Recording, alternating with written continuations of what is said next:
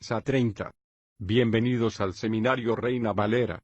Yo soy Gilberto Aves, rector del Seminario Abierto, y esta es la lección número 30 de la materia Sinopsis del Antiguo Testamento, cuyo tema es Amós. Dios no tiene favoritos. Pedimos la bendición de Dios sobre el estudio de su palabra. Empecemos. Amós, Dios no tiene favoritos. Por Ray C. Stedman. El mensaje de Amós, uno de los profetas menores del Antiguo Testamento, es un tanto diferente al resto de los mensajes de los otros profetas, y ha sido escogido como algo único. El mensaje de este libro es básicamente declarar la imparcialidad de Dios, que no tiene favoritos. Él no concede a una persona lo que no le concede a otra, pues no existe la idea de ser el niño favorito de Dios. Él no da más a una persona que a otra, de acuerdo con las promesas que Él hace. Cualquiera que esté dispuesto a cumplir con las condiciones de las promesas se encontrará con que Dios derrama sobre él sus bendiciones, sin importar quién es esa persona, y el que dé por hecho estas condiciones se encontrará con que Dios le juzgará y su palabra le condenará, sea quien sea, y ese es el mensaje de Amós. Nos cuesta trabajo creerlo, ¿verdad? Estamos condicionados a pensar que Dios reacciona de la misma manera que lo hace el hombre, y que si nos ganamos su favor podemos contar con su bondad. O tal vez creamos que podemos librarnos y no tendremos que enfrentarnos con la misma clase de juicio con el que se tendrá que enfrentar otra persona, o que podemos obtener un puesto especial o disfrutar privilegios especiales de Dios, que nadie más disfruta. Ambos extremos de esta actitud se reflejan en los diferentes grupos y personas individuales de vez en cuando. Sin embargo, el libro de Amós es una clara afirmación de que Dios no es así, ni mucho menos. Por lo tanto, el mensaje de este libro puede tener el mismo impacto que un puñetazo en la cara. Si usted cree de verdad tener una posición privilegiada y especial con Dios, este libro es una fuerza brutal, chocante e impresionante.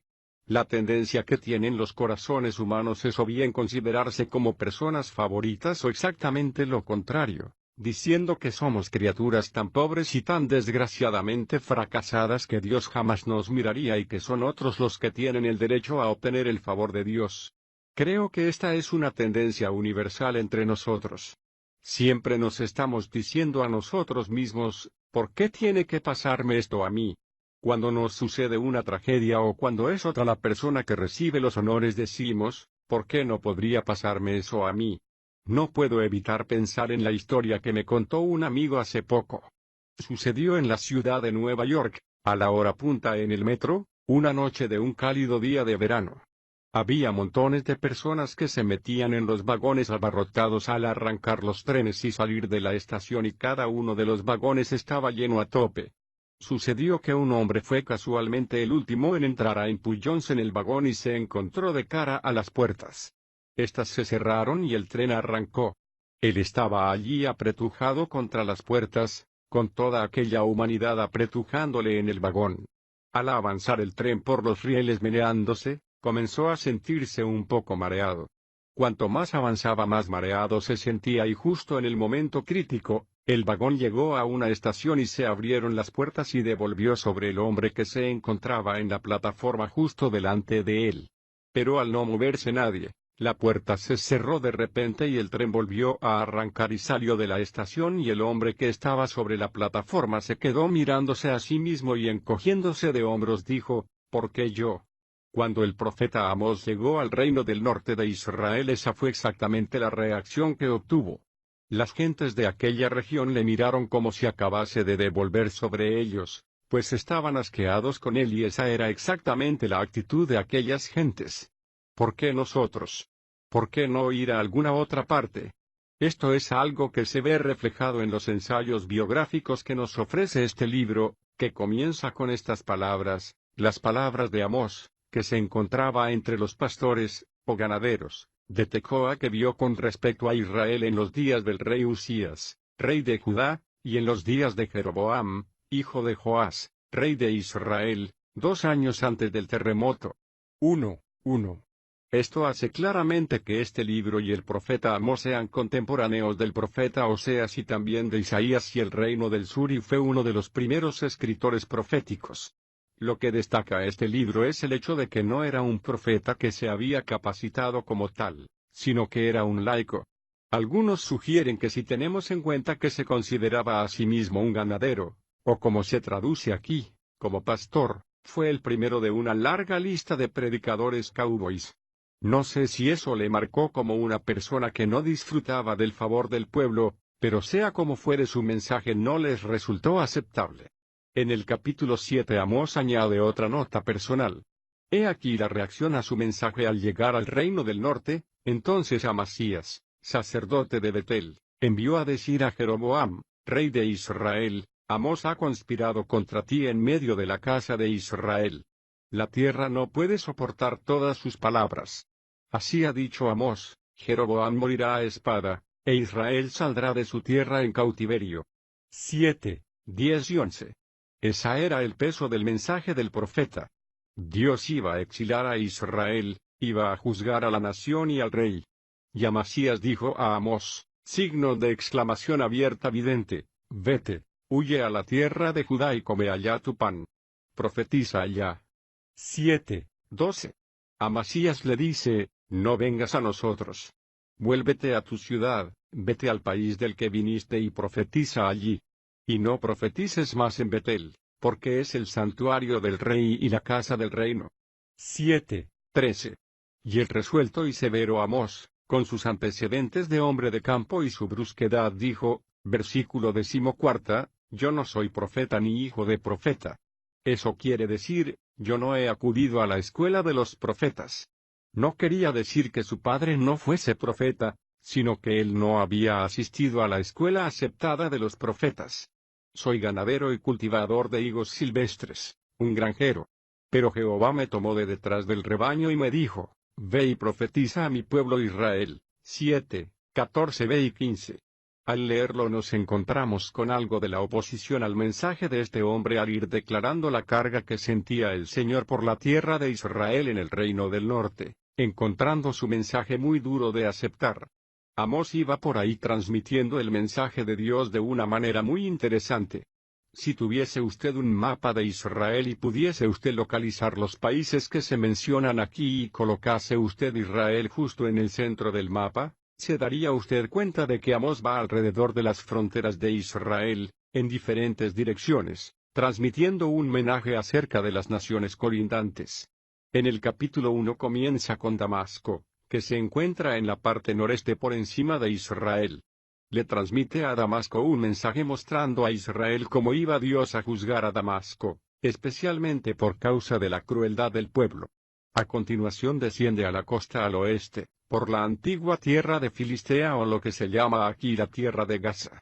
Y recuerda de nuevo a Israel que Dios ha juzgado a esta tierra. ¿Por qué? Debido a que el pueblo ha participado en un activo comercio de esclavos. Luego regresa por la costa a la tierra de Tiro, al noroeste de Israel, y aquí muestra cómo Dios ha juzgado a este país debido a que el pueblo había quebrantado los acuerdos. Después continúa hacia abajo, hasta el sur de Israel, hasta la tierra de Edom, el antiguo país de Esaú, y una vez allí habla acerca de cómo había caído el juicio de Dios sobre la nación debido a que el pueblo tenía un espíritu inexorable y al odio implacable de Israel. Después de esto, sigue por la parte este de Israel, a la tierra de Amón. Por cierto, Amón es actualmente la nación de Jordania y su capital es la capital de la antigua Amón. Aquí explica que Dios ha juzgado esta parte del país por causa de su codicia, su avaricia, su deseo de apoderarse de la tierra de otros y luego al sur hasta Moab, todavía en el lado de Israel, y les dice que Dios ha juzgado a Moab por causa de odio contra Israel. Y luego llega al reino del sur, a Judá mismo, y en una breve referencia les hace ver que debido a que Judá ha despreciado la ley de Dios, su juicio ha caído sobre el país. Llega por fin justo a los 10 reinos, al reino del norte, en la nación de Israel, y allí anuncia que Dios va a juzgarles por la corrupción y por la injusticia de sus corazones. Al leer este relato, verá usted que el pueblo de Israel estuvo bastante tranquilo mientras Amós habló acerca de otras naciones. Se lo tomaron de manera bastante complaciente, teniendo más o menos la actitud de que bueno, les ha pasado justo lo que se habían estado buscando. Pero cuando el profeta fijó su vista y se centró en Israel, el pueblo se puso furioso y dijo: ¿por qué no te marchas y predicas en otra parte? Este es casi inevitablemente el resultado cuando los predicadores son fieles al mensaje de Dios, pero el resto del libro se concentra en el reino del norte de Israel. Comenzando con el capítulo 3, encontramos las palabras del profeta que dirige Dios a esta nación. Comienza apuntando el hecho de que eran un pueblo que tenía una posición privilegiada y especial ante Dios. Oíd esta palabra que Jehová ha hablado contra vosotros, oh hijos de Israel, contra toda la familia que hice subir de la tierra de Egipto. 3:1. Están esperando ahora el mensaje de Amós y él les dice, solamente a vosotros he conocido de todas las familias de la tierra. 3:2. Eso era lo que ellos deseaban oír. Esa era la señal de que eran el pueblo privilegiado de Dios, su pueblo escogido. Eran aquellos acerca de los cuales Dios mismo había dicho que él había conocido de todas las familias de la tierra. Nos los imaginamos henchidos de orgullo y arrogancia al decir esto el profeta. Pero a continuación reciben, por así decirlo, un puñetazo en la cara, como si les hubieran dado un martillazo. Por tanto, os castigaré por todas vuestras maldades. 3:2.2b. En ese momento vemos cómo se les muda el rostro. Como ve usted, lo que era la señal de su orgullo era además el motivo por el que Dios dice que habían de ser, de modo especial, sujetos a juicio. La luz crea la responsabilidad y el privilegio expone al más penetrante juicio. Y al ser llamado este pueblo a tener semejante relación fueron al mismo tiempo sujetos a la más severa y dura forma de juicio. Esto es lo que quiere decir Pedro en el Nuevo Testamento al decir, porque es tiempo de que el juicio comience por la casa de Dios. 1 Pedro 4:17. Siempre empieza ahí. Dios empieza siempre por juzgar a su pueblo y a continuación juzga a los que están a su alrededor. La palabra del profeta es que debido a que somos el pueblo de Dios, no significa que la palabra de Dios no vaya a juzgar el mal que hay en nuestras vidas. Todo lo contrario, nos juzgará con más dureza. A continuación Amós explica la relación tan íntima y especial que tenemos con Dios en el capítulo 3, andarán dos juntos, a menos que se pongan de acuerdo. 3. Así es como camina Dios con su pueblo y luego les habla diciendo, así, nada hará el Señor Jehová sin revelar su secreto a sus siervos los profetas. 3:7. Estas eran las cosas que marcaban su relación especial y privilegiada ante Dios. Caminaban con Él, hablaban con Dios, pero por este motivo, el profeta dice que Dios va a enviar su juicio. Luego anuncia en qué consiste. ¿Recuerda usted la historia de los dos carneros de oro que fueron erigidos por el rey Jeroboam en las ciudades de Betel y de Dan? Primera Reyes 12:28. Israel fue enviado a adorar allí y el pueblo llamaba a aquellos carneros Jehová y adoraban y se inclinaban ante esas imágenes doradas. Aquellos dos carneros representaban dos ideas básicas en Israel, por lo que Dios estaba interminablemente juzgando a su pueblo. Además, son ideas que prevalecen actualmente entre las gentes. Aquellos carneros dorados, que habían sido fabricados con oro, representaban el deseo que tenía aquel pueblo de obtener ganancias materiales, de su amor a la riqueza y al materialismo, el dios del oro. Y debido a que eran carneros, o jóvenes toros, eran representantes de los dioses paganos del sexo, los dioses de la fertilidad o de la potencia sexual. De modo que la adoración de estos carneros gemelos, hechos de oro, eran esencialmente simbólicos de la adoración por parte del pueblo del materialismo y el sexo. Eso suena muy moderno, ¿verdad? Y la palabra del profeta a este pueblo era que debido a que participaban en esta clase de adoración, Dios estaba levantando a la nación de Asiria para que descendiese del norte, atacase y se llevase a Israel a la cautividad. Pero teniendo en cuenta la paciencia de Dios transcurrieron 200 años antes de que esto sucediese. Pero Dios lo anunció con tanta antelación para que el pueblo tuviese tiempo de arrepentirse y les dejó muy claro que eso sucedería a menos que se volviesen a Él. Incluso en este relato, el profeta muestra cómo Dios había intentado con paciencia que despertasen a su advertencia. En el capítulo 4 leemos acerca de 5 ocasiones diferentes en las que Dios mandó algo para hacerles despertar, para hacerles pensar, para hacer que se detuviesen y cesasen en su curso descendente. Dice, por mi parte, Yo os he tenido a diente limpio en todas vuestras ciudades, y con falta de pan en todos vuestros pueblos, es decir, pasaron por una hambruna, pero no os volvisteis a mí, dice Jehová. También os detuve la lluvia, hice llover sobre una ciudad y sobre otra no hice llover. Dios hizo a propósito que se espaciase la lluvia, a fin de que fuesen plenamente conscientes de que eso sucedía por mano divina, pero no os volvisteis a mí. Yo os golpeé con tizón al ñublo. La langosta comió vuestros muchos huertos, pero no os volvisteis a mí. Envié entre vosotros una plaga, como en Egipto. Maté a espada a vuestros jóvenes, mientras vuestros caballos eran capturados. Pero no os volvisteis a mí. Os trastorné como cuando Dios trastornó a Sodoma y Gomorra, es decir, por medio de la acción volcánica, por el fuego y otros desastres, pero no os volvisteis a mí. 4, 6 a 11. Dios dice esto una y otra vez. Esta es una señal de que en ocasiones Dios permite que sucedan cosas en nuestra vida a fin de darnos una sacudida y hacernos despertar. Esto es algo que he visto suceder muchas veces. Al visitar a alguien en el hospital que ha tenido un accidente, me he encontrado con frecuencia que aunque nada indicaba directamente que era posiblemente un juicio de Dios, era aceptado por la persona y muy apropiadamente, como una advertencia o algo de parte de Dios, como si le estuviese diciendo, mira, detente y piensa acerca de dónde te diriges y lo que te está sucediendo.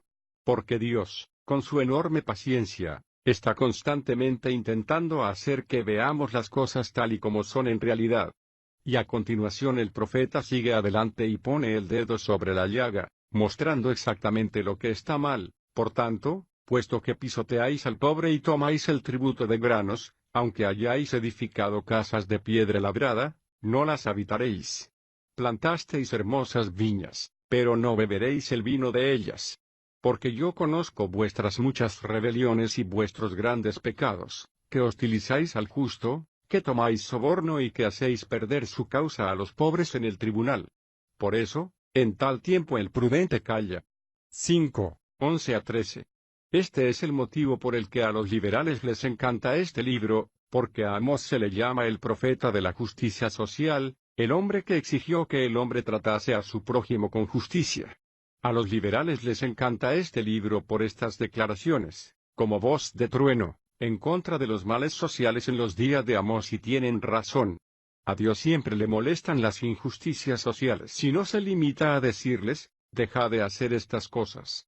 Es verdad que lo dice, pero no es eso todo lo que dice al respecto, sino que dice cómo dejar de hacer estas cosas y eso es lo importante de este mensaje, que encontrará usted claramente expuesto en 2 ocasiones en el capítulo 5, porque así ha dicho Jehová a la casa de Israel, buscadme y viviréis, no os vayáis a Betel, no vayáis donde están los carneros dorados.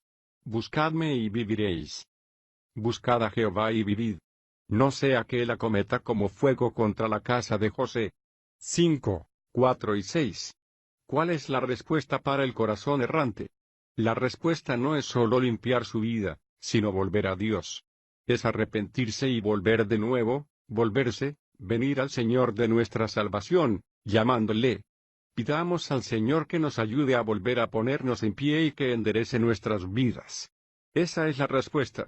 Es siempre al llamamiento que nos hace Dios. Volvamos a entablar una relación con aquel que nos ama y que con paciencia intenta despertarnos y volver a traernos a Él. Pero evidentemente la nación siguió resistiéndose a la súplica hecha por el profeta, de modo que dirige 2 pasajes concretos a este pueblo, que tratan especialmente los 2 puntos de vista extremos del pueblo de Israel y son puntos de vista casi contradictorios. Primero dice, ay de los que anhelan el día de Jehová. 5, 18. Y al otro grupo les dice, ay de los que viven reposados en Sión. 6, 1.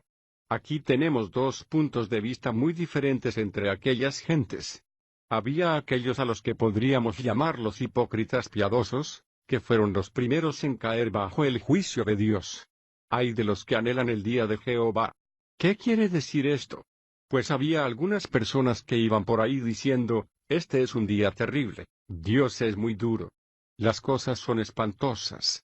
Se frotaban las manos, como si estuviesen haciendo duelo, y realizaban toda clase de rituales y de ceremonias religiosas diciendo, no hay esperanza de ninguna clase. Si tan solo viniese ya Dios. Ojalá llegase el día del Señor y ojalá que pudiéramos irnos a nuestro hogar en el cielo. ¿Ha oído usted decir eso alguna vez? Y el profeta truena diciendo, ay de los que anhelan el día del Señor. Amós dice, ¿sabéis cómo será ese día? ¿Tenéis idea de lo que estáis diciendo? Pues les dice, será un día oscuro, no de luz. Será como cuando el hombre huye del león y se encuentra con un oso, y como si entrase en una casa y apoyase su mano sobre la pared y le mordiese una serpiente. Habláis acerca del día del Señor. Pero no tenéis idea de lo que estáis diciendo. Ay de vosotros. Y Dios dice, aborrezco, rechazo vuestras festividades y no me huelen bien vuestras asambleas, actividades religiosas, festivas, ni vuestros holocaustos. Quita de mí el bullicio de vuestras canciones, las salmodias de tus instrumentos. Más bien, corra el derecho como agua y la justicia como arroyo permanente. 5, 21 a 24. ¿Nos libramos alguna vez de todo esto?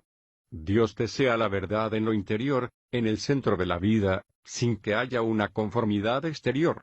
Dios puede ver a través de esa farsa y pretensión sin la menor dificultad y no le impresiona para nada cuando participamos en actividades religiosas.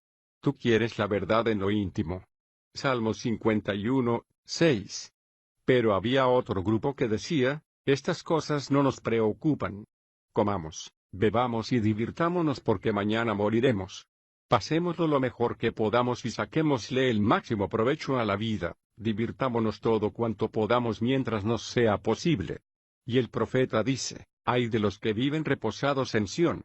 Amós pregunta, ¿cómo podéis estar tan tranquilos mientras la nación se muestra tan inquieta? ¿Cómo podéis quedaros satisfechos con las riquezas y la buena vida cuando hay personas que están padeciendo en las calles y el juicio ha desaparecido de vuestros tribunales? Y a continuación nos encontramos con este poderoso mensaje, dormís en camas de marfil, os extendéis sobre vuestros lechos y coméis los carneros del rebaño y los terneros de engorde. Improvisáis al son de la lira 6, 4 a 5. En medio de la amenaza del juicio de Dios. Estos son los dos grupos con actitudes extremas. Al seguir adelante a Amós, muestra en una serie de visiones que le fueron dadas que el pueblo está listo para que le sometan a juicio. Nos encontramos por fin con la última escena, casi siempre representada por los profetas, una escena de belleza, de paz y de gloria. Revela lo que quiere Dios y, por lo tanto, por qué Dios está furioso con la hipocresía. Escuche estas palabras, en aquel día levantaré el tabernáculo caído de David y cerraré sus brechas. Reconstruiré sus ruinas y lo edificaré como en el tiempo pasado. 9, 11. ¿Recuerda usted dónde se cita eso en el Nuevo Testamento? En el primer concilio de Jerusalén, en Hechos 15, cuando se preguntaban si Dios iba a salvar a los gentiles sin la ley de Moisés, Santiago se puso en pie y citó este versículo de Amós. Los profetas, dijo, han declarado que Dios mandará su gracia a los gentiles y citó este versículo. Hechos 15, 15 a 18. La palabra de Dios era que levantaría el tabernáculo, la cabaña de David que había caído, y repararía sus brechas. Esta es una imagen de la venida de Cristo, representando la casa de David. Y en la resurrección del Señor Jesús, fue transmitida palabra a todos los pueblos. Dios habría de bendecir al mundo a través de él, para que posean lo que queda de Edom y de todos los pueblos sobre los cuales es invocado mi nombre, dice Jehová que hizo esto. 9:12. A continuación encontramos esta maravillosa escena. He aquí que vienen días, dice Jehová, cuando el que ara alcanzará al que siega, y el que pisa las uvas al que lleva la semilla. Las montañas gotearán vino nuevo, y todas las colinas se derretirán. Pues restauraré de la cautividad a mi pueblo Israel, y ellos edificarán las ciudades asoladas y las habitarán. Plantarán viñas y beberán del vino de ellas, plantarán los huertos y comerán de sus frutos. Pues los plantaré en su tierra, y nunca más serán arrancados de la tierra que yo les di, ha dicho Jehová tu Dios. 9, 13 a 15. Como es natural, esta es una imagen de los días del milenio cuando Israel será por fin restaurada a su tierra, para no ser nunca más echada de ella. Entonces, ¿por qué está Dios tan furioso con su pueblo? Si la crueldad le pone furioso, es porque su corazón se empeña en la bondad hacia el hombre. Si la opresión despierta su ira, es porque quiere que los hombres vivan en amor y en paz. Si el dolor que se causa a otros hace que caiga el juicio de Dios, es porque su corazón se ha empeñado en la felicidad y el bienestar de la humanidad. El mensaje de este libro es que Dios es implacable cuando comienza a tratar con el hombre y no está dispuesto a hacer la paz ni a transigir. Cuando comienza a tratar con una nación, insiste en los valores absolutos. Cuando empieza a tratar a una persona en particular, está tratando con los valores absolutos. El mero hecho de que seamos cristianos no quiere decir que escaparemos a la condenación del juicio de la palabra de Dios con respecto a aquellos aspectos en los que intentamos transigir. Por el hecho de que haga 400 años que somos cristianos, eso no cambia lo implacable de la palabra de Dios al buscar y escudriñar nuestros corazones y nuestras vidas, porque Dios no cambia. Lo que nos dice este profeta es que estamos tratando con un Dios de justicia y de un celo riguroso e inflexible, que no está dispuesto a transigir de ninguna manera, pero con todo y con eso, nuestro Dios es un Dios de paciencia y de amor. El matiz de fondo de este libro, como en el caso de todos los profetas, es el derramamiento del amor del corazón de Dios, que desea el bienestar y la felicidad de la humanidad, manifestándose de vez en cuando con unas maravillosas formas de expresión. Apuntalando todo el libro está la promesa de llevar por fin a Israel, y de igual modo a todo el pueblo de Dios, a aquel día en que el hombre vivirá en paz y con gozo, con bendiciones que llenarán los corazones de los hombres. ¡Qué gran mensaje de la imparcialidad de la gracia de Dios! Oración. Padre, te damos gracias por habernos permitido tener esta visión de ti. Te damos gracias